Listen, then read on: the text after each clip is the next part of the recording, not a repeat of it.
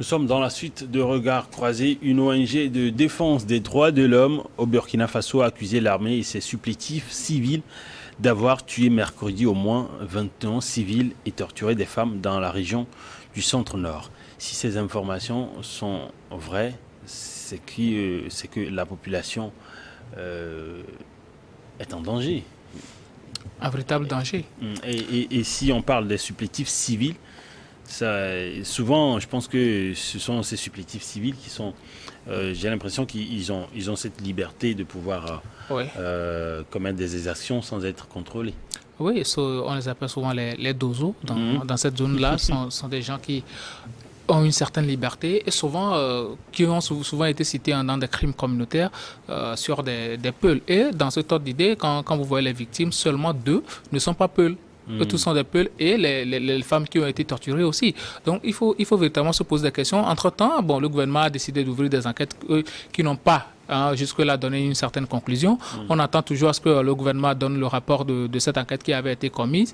Donc aujourd'hui, quand vous voyez la situation du Burkina Faso, depuis le début de cette affaire de 2015 à aujourd'hui, il y a pratiquement près de 10 000 morts et des millions de déplacés dans cette affaire. Plus de 10 000 morts côté civil comme soldats et des millions de déplacés, pratiquement des zones qui ont été vidées de leur population. Et on sait très bien que certaines populations qui sont restées sur place collaborent intrinsèquement avec les terroristes en leur fournissant des vivres, de l'essence et tout. Est-ce qu'ils ont le choix?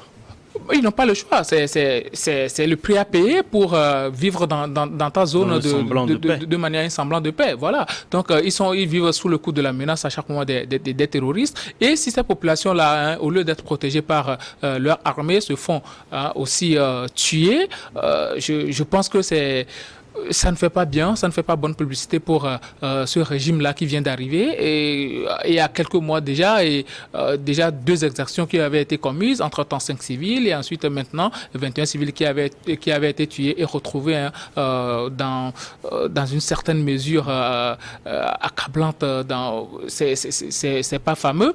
Donc, quand ces jeunes là aujourd'hui se prononcent, c'est parce que il y a une défiance quelque part, c'est parce que l'État a laissé libre cours pour que ces jeunes là arrivent à discuter. C'est supplétif. Le recrutement depuis le début, moi je l'avais déjà dit que il faut faire une certaine formation pour ces supplétifs là parce que ce sont des gens qui avaient déjà des problèmes avec certaines communautés et quand vous leur laissez la largesse d'agir encore, ils vont surpasser leurs prérogatives et aller dans le sens de la vengeance. Et c'est ce qu'ils ont su faire.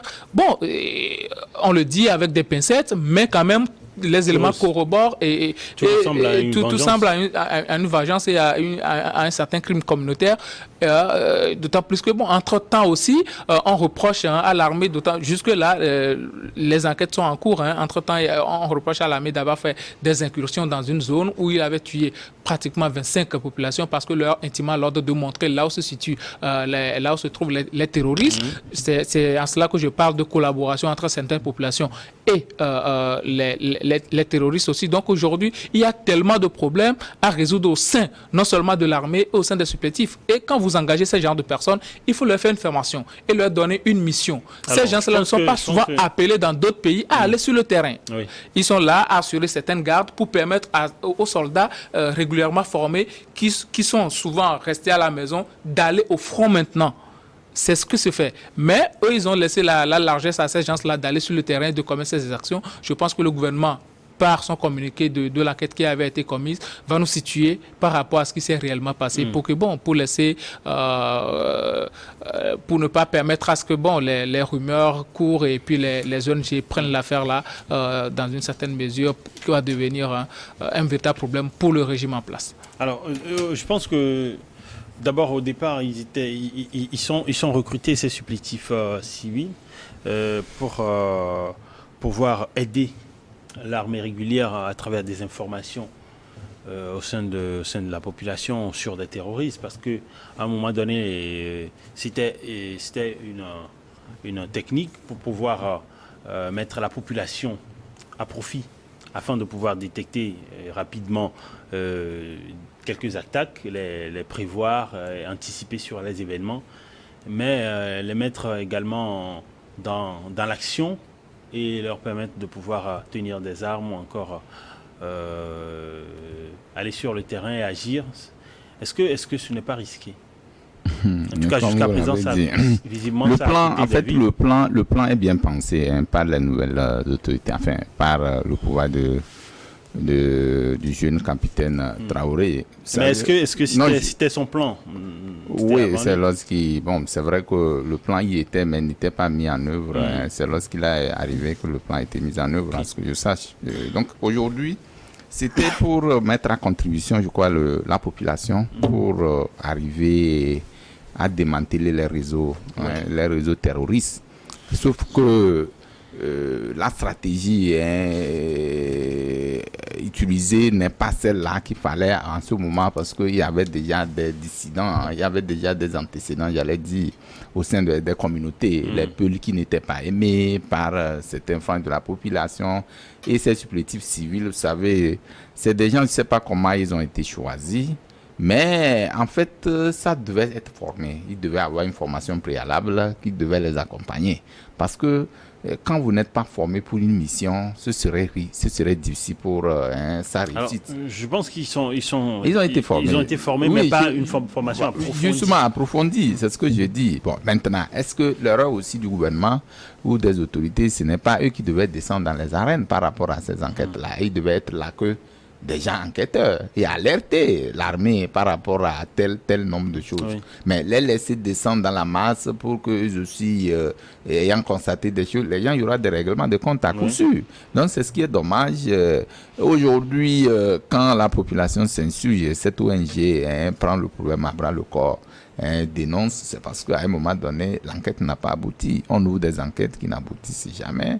Et on dit non, on a diligenté une enquête. 1 an après, 6 mois après, il n'y a pas de lumière sur cette enquête. Bon, ça va frustrer les gens. Et vous savez que c'est un pays actuellement qui est dans le miroir de beaucoup de pays, de beaucoup de personnes par rapport à sa situation, par rapport à certaines velléités.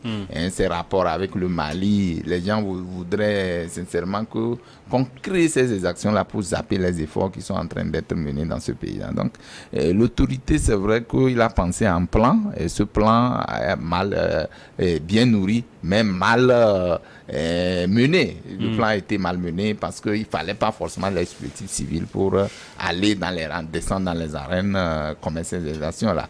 21 civils, c'est énorme, 21 civils, c'est énorme. Et aujourd'hui, les exactions qui ont été commises sur les femmes, on nous fait comprendre que la plupart de ces civils-là, c'est les Peuls. Oui. Pourquoi les Peuls? Vous savez, dans les communautés, les gens ont tendance, même dans le nord du Togo, quand ça s'est passé, les gens ont tendance à assimiler les djihadistes aux Peuls. Parce que les gens estiment qu'ils sont de connivence avec, c'est pratiquement les mêmes, c'est des nomades. C'est des nomades. Voilà, c'est des gens, des éleveurs, c'est des gens qui se promènent. Pas plus que récemment, moi j'étais dans le Grand Nord, pas le Grand Nord, j'ai vu des atrocités là-bas. Il y avait tout un quartier qui a été brûlé par les autochtones. Oui. Et ces personnes, les cases de ces personnes, les concessions de ces personnes qui ont été brûlées, c'est inhumain que des Peuls. Et c'est estimant que, arrogant que, il y a un Peul qui a constaté la présence d'un homme à son domicile qui lui posait des questions, il ne répondait pas, il lui a asséné des coups et la personne a été blessée, conduite à l'hôpital. Donc ça veut dire que les autochtones étaient sortis, les armes, et ils ont assaini des gens. J'ai également fait un tour pendant plusieurs années dans quelques villages également au Togo, et selon des informations, et visiblement on était devant des fêtes où ce n'est pas moi qui le dis pour la première fois, où des Peuls avec leurs troupeaux arrivent à mettre la plantation. Oui, arrive à gâcher tout une. Oui, ça c'est le problème c'est le problème de transhumance. Oui, et mais c'est en train d'être géré. Et ça crée de la frustration au sein des autochtones.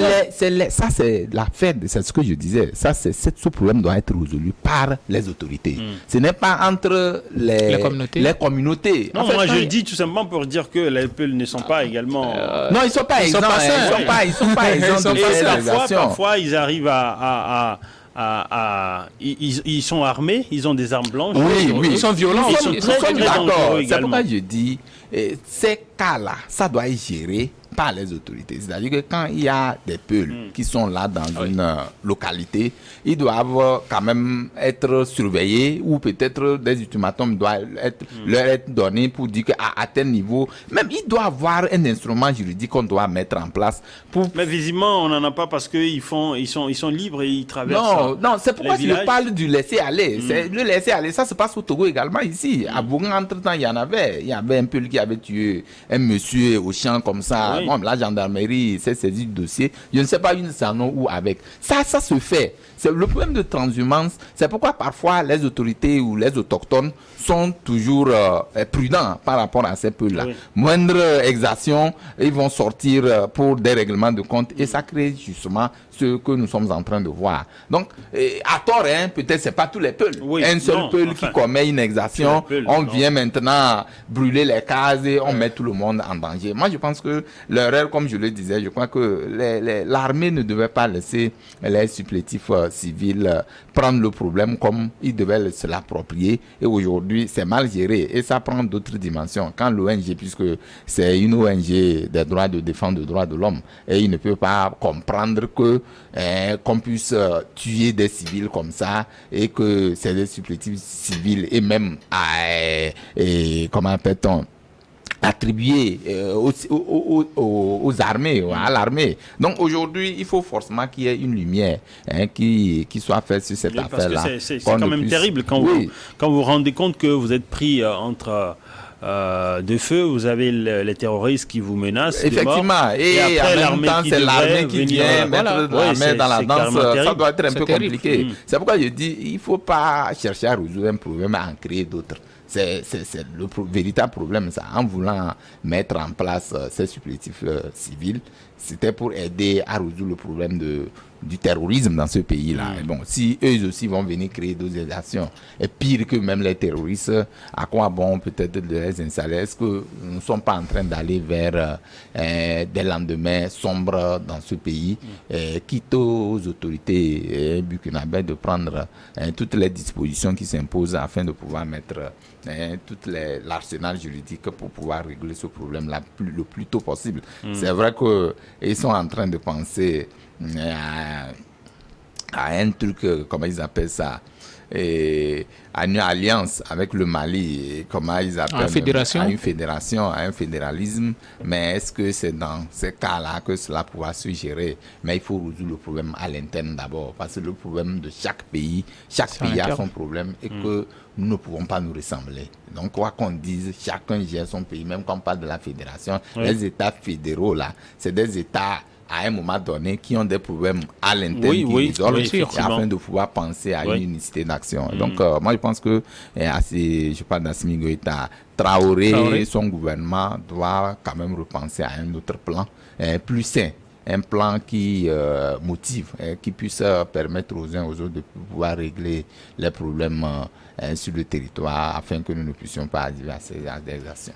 Oui, d'abord, tu voulais dire quelque chose avant qu'on observe la pause. Oui, vous savez, dans ce genre de pays instable, il y a de ces choses-là qui sont toujours en cours. Et si tu n'as pas la tête froide en tant que chef de l'État, tu ne peux pas arriver à résoudre ces problèmes-là.